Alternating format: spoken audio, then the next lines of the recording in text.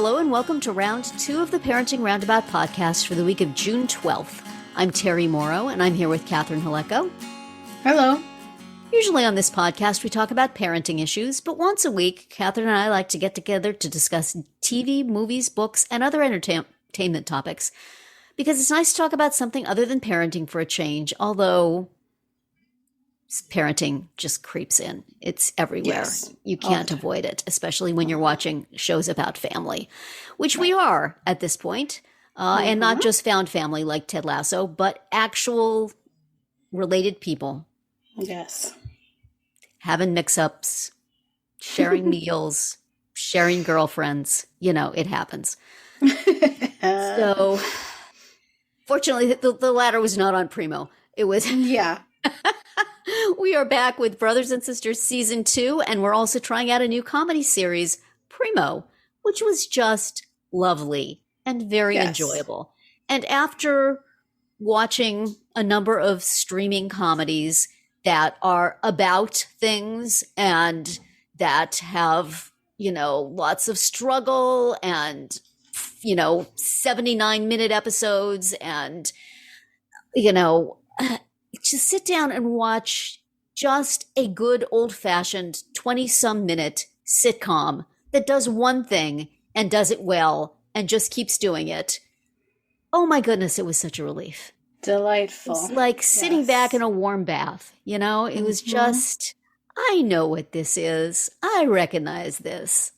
This is fun. Let me just put away the hours I've spent watching people gnash their teeth over Ted Lasso. I'm just going to close the laptop and just slip into this lovely little series that just doesn't have that much on its mind, but is completely enjoyable. And I watched it while I was changing my closet from winter to summer. Oh, there you go. So, you know, you can be doing something while you're watching it. It's great. So we watched the first 2 episodes of Primo, Season 1, Episode 1, Big Eyes, and Season 1, Episode 2, The Cookout. And these are on Amazon Freevee, which means there is a commercial, but I didn't feel the commercials were intrusive. It was fun. No, it wasn't. It wasn't as bad as like Peacock. They're bad on Peacock. Yeah, it made me laugh that at least when I watched it, it said at the beginning, like, this episode is presented with limited commercials by, and then it said Hyundai on the screen, but they didn't even say the word Hyundai aloud. Out loud they said it's presented by fill in the blank. Like, you need to read it. We're not going to say it. Just made me laugh. I don't know why. This is like the kind of a show that you expect to watch commercials in. It's just, whereas like the streaming things sometimes don't have good breaks for commercials. Right. They've lost all their old network habits, and it's just all of a sudden something happens and then a commercial is on and you're like, wait, what? Where? Right. There was no act break there. What are you doing? So I enjoyed this a lot. I especially, the first episode was, well, the premise of this is that our main perspective character is Rafa, a teenager who lives with his single mother, Drea. And I don't think he lives with the 5 uncles don't live there. They are just there all the time. Is that correct? Yes. Right. It's even the one who is married and has his own children, like, is still somehow always there. It's confusing because the one person was talking about living in the other's garage or something like that. So it's clear that they don't live in that house. And yet there were very few scenes where all 5 of them were not there. Right. And they seem to eat all the kids' food. There. Yeah. Yes. So the one who kept eating his food might possibly be living there. Maybe he does live there. He just got out of jail. This teenager is with what he described as like a hive of bees constantly cursing and hitting each other. So, and he takes it well as you could. And the first episode we watched was about his counselor thinks he could go to college, so he's asking for advice about college. And of course, all of the uncles have different perspectives, and sometimes fight about their perspectives. The mom wants him to go to college, and but she doesn't want to tell him to go. She doesn't want to tell him to, but she wants him to make that decision. Right. And the uncle who was in the army wants him to go in the army. The uncle who has a landscaping business wants him to come into business. The uncle who has a certificate from some college wants him to go to college. And the let's see. The hippie one is just like, wants him to take just your path, man. Communing with the universe. And right. the what do we call the one who was recently in jail? His name is Rolly. The less bright one. Yes, but he's the one who ends up giving the best advice. The best advice, yes. Yes. They are, the names did not stick in my head at all, but they are each a distinct type, and they are costumed accordingly, they are groomed accordingly. So if one of them is talking, you go, oh yeah, that's the military guy. Or, oh yeah, that's the guy with the business. And, oh yeah, that's the free spirit hippie dude. Yeah. That's the free spirit hippie dude. They're all very easy to individualize.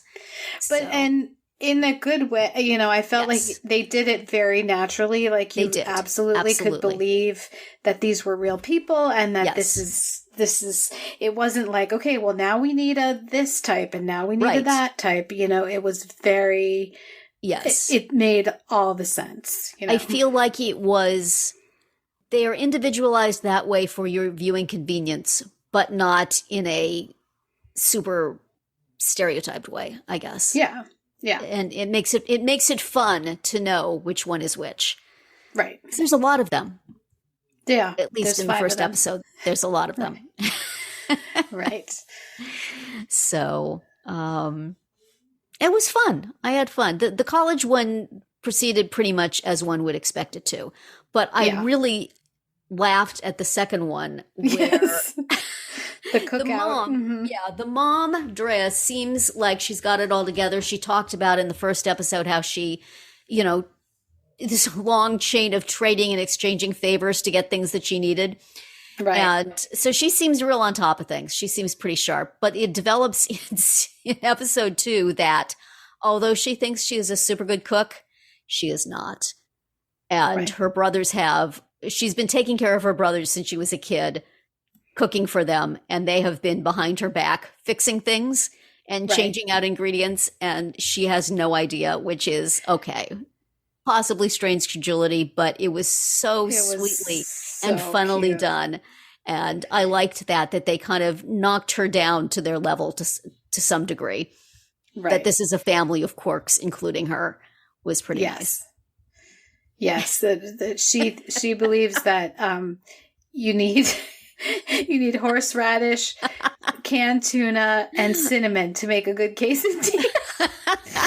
But then they have a whole plan where they switch the horseradish for chopped onions, and they switch the tuna for chicken, and they switch the cinnamon for cayenne, and so then it actually is a good quesadilla. And that's right. And she's like, because of her ridiculousness. Yes, look how you can make substitutions in these recipes, and look how good they turn out. You can hardly tell. Right. Aw, sweetie. Yes. And so, of course, she finally does find out, and yells at them all in front of a yard full of people, but they, as fireworks, strategically go off so nobody can hear her. Yes. Just heartwarming and cute and funny and enjoyable and not a lot of work. Nope.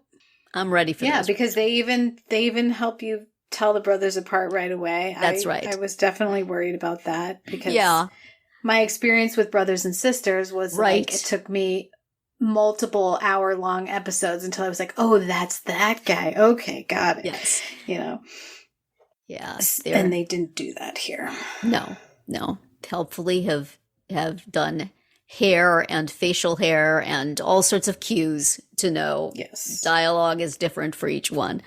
And very nicely done. So I am looking forward to watching more of this with absolutely no pressure on me. That's right. Just gonna sit and watch some TV. I think we're gonna be sad that it's only 8 short episodes. Yeah, that's not many. There's not more coming. I don't think so. Well, there'll be another season.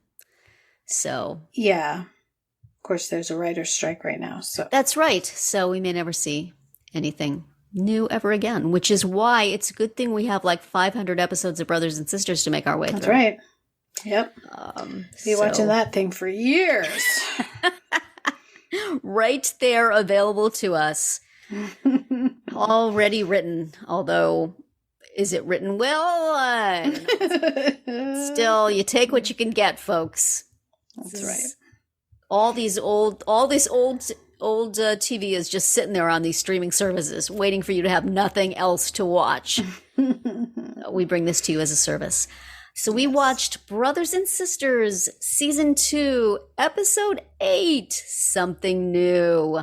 There's a fair amount of something old, too, wasn't there? Yes. Julia Chevy Chase. Back. Chevy Chase. Yeah. Steven Weber. Oh, yeah. All the guest stars. Uh-huh.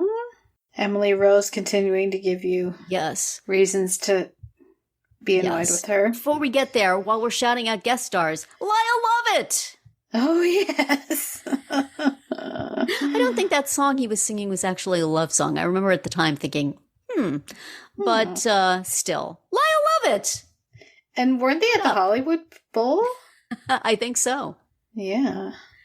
So, yeah. And so Julia comes, but Tommy has already broken it off with Lena.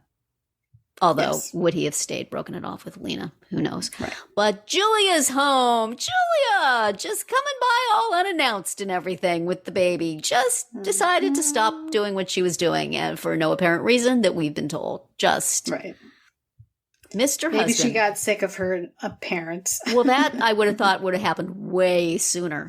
But Tommy needed time to F it up before she got back. So Lena takes all this in and does what any scorned mistress would do in such a situation and takes up with the guy's brother.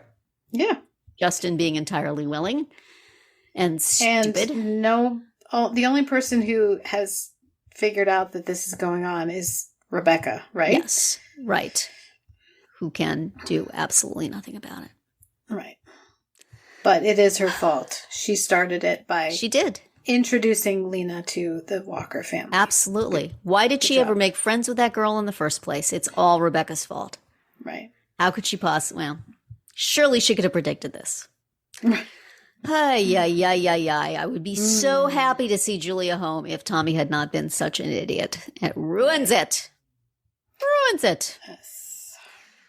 But Steven Weber is trying to talk Sarah into doing business with China. Mm-hmm. And so he takes her to a Chinese restaurant. And Nora is dating her first-time guy. Yeah, Chevy Chase. Way back. They had just the kind of conversation you have with your adult children have with their parents all the time, like, what song did you lose your virginity to? And she recalls this fella and looks him up online, as we can do now, and they go out to dinner, and it's Chevy Chase. Hey, Chevy Chase, look at you, man. And he's gonna be her date to the wedding, and all right. And we're looking for bridesmaids dresses and wedding dresses. Yes. First dances. Yes. All this wedding planning. And Kitty was going to wear Nora's dress, which looks really quite nice on her. Mm-hmm. But she sees one in the bridal shop that's hers. That's it. That's the dress I must have. And then she just buys it off the rack that day. She is the tiniest person in the world. Yes. Like, surely that needed some alteration. Yes. Although aren't the sample sizes always depressingly small? I don't know. I don't know. I don't remember. She's like a size a long time ago. 0. So I know. I know. Yeah, which is why I guess. Maybe that's why that one was on sale. Yeah, that could be. I guess Sally Field at that age was also tiny, but Sally Field puts it on at the end of the episode. At the end, and it fits her still perfectly. So yes, yeah, I call foul on any trying on of an old garment that still fits everybody who tries it on exactly right. Yes. No. Not the way it happens. But she is going to take that, vintage wedding dress and dye it a color and wear it for the wedding. And why not? Why not? Yeah. Apparently things aren't going so well. She can't afford to go buy a dress. So, she can, but she doesn't like them. So, fine. Something old, something new. Why not? Right. Chevy Katie's Chase is just something old, but that's right. And why do we think Kitty asked Rebecca to be a bridesmaid? Yeah. Kitty has no friends, obviously. I guess not. And I was thinking maybe Julia came back to be a bridesmaid, but they didn't make any mention of that. They did mention that she would look good in any color dress. Right. So it does sound like they were buying a dress for her. Right. So if that's the reason she came back, they should have said that. But right.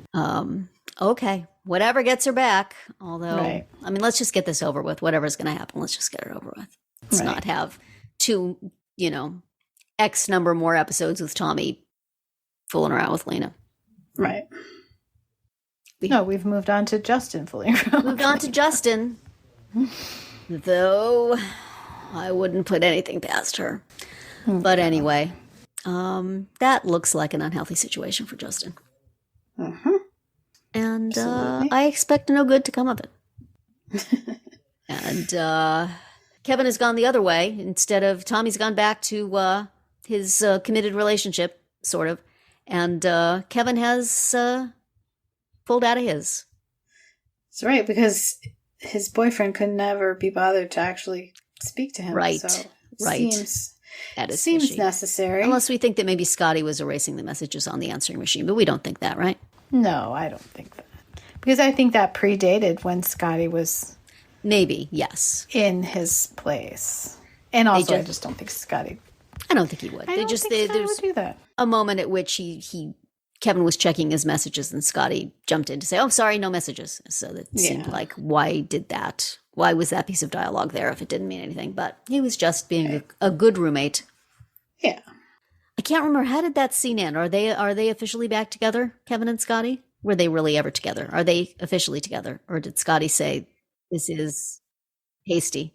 I believe they left it at Scotty going to the wedding. Ah, that's right, because there was going to be Gorgonzola. Right. You had me at Gorgonzola. Kevin plied him with snack. If they had the mango peach salsa, man. Right. That's really what he's looking for, but the other stuff sounds good too. Yes.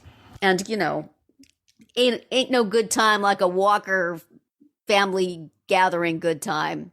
You can pretty much guarantee there's going to be some drama. So bring your swim trunks. Why would you not want to go to that? Just to see how they're going to mess it up this time. That's right. I bet there's some secrets that could come out. You think? I'll bet. Something old, something new, something borrowed, something blue, something you don't want anybody to know about that is sure to get out at the festivities. Right. That's the Walker way. Sounds fun. Well, that's going to be next week's episode. Next week, we will watch Brothers and Sisters Season 2, Episode 9, Holy Matrimony. And Primo, Season 1, Episode 3, The Ride Home. And Season 1, Episode 4, The Game Champ. Is this going to be another one of those game contests like they had on Brothers and Sisters? Probably just amongst them and not with another family, but still. Yeah, I think they could take the Walkers. Several of the other podcasts we've listened to have discussed this show, and I feel like on one of them they mentioned the game, and it's one of those things where the family has their own game that they've sort of devised and adapted from other games and been playing for years and has all kind of crazy rules, and so it sounds fun. Yes, that should be a fun one. And that is going to be it for our round 2 today. Please subscribe to our Parenting Roundabout podcast so you won't miss any of our episodes. As always, you can find recaps, links, and an opportunity to comment on our website at parentingroundabout.com. Goodbye, Catherine. Bye, Terry. Goodbye, everybody.